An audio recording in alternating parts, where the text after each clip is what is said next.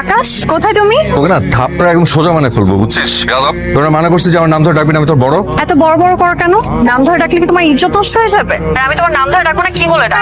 ও গো, হ্যাঁ গো, এইসব বলে রাখবো? পাকামি করবি না, তুই আমাকে ভাইয়া বলে ডাকবি। পারবো না, তুমি আমার আপন ভাই না, ফুফাতো ভাই। আমি তোকে ভাইয়া বলে ডাকতে পারবো।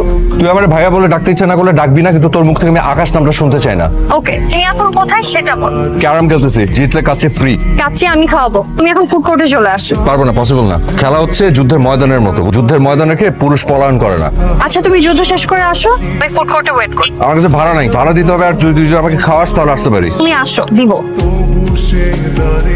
কেউ যখন খায় তার দিকে এরকম করে এক দৃষ্টিতে তাকায় থাকতে হয় না, চোখ লেগে যায়, পেট খারাপ হয়। আর তোর চেহারার মধ্যে এমনিতে একটা ডাইনি ফ্লেভার আছে। জানো গেছিস বল?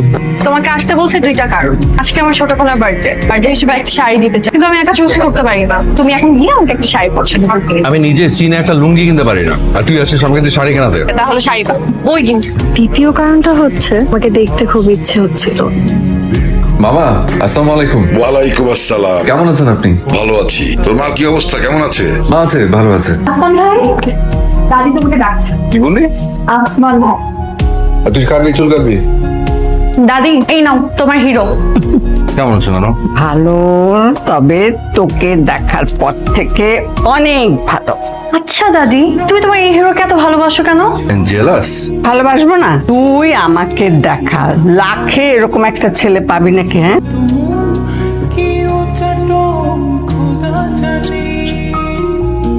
ও আসমান ভাই, আপনি এখানে দাঁড়িয়ে দাঁড়িয়ে আসমান দেখছেন আর সারা রেস্টুরেন্ট আমি আপনাকে খুঁজে মরছি।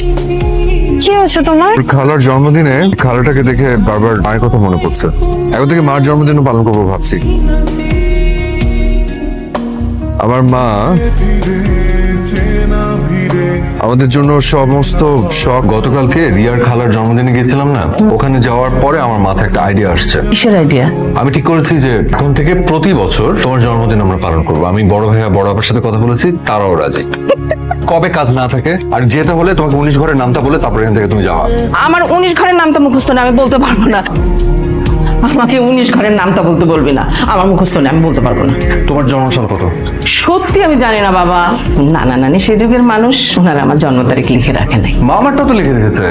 ওটা আমি লিখে রেখেছিলাম। হায় রে। তাহলে তুমি তোমার মায়ের জন্মদিন পেলে কিভাবে? সব ফ্যামিলি মেম্বারদেরকে ডাকলাম,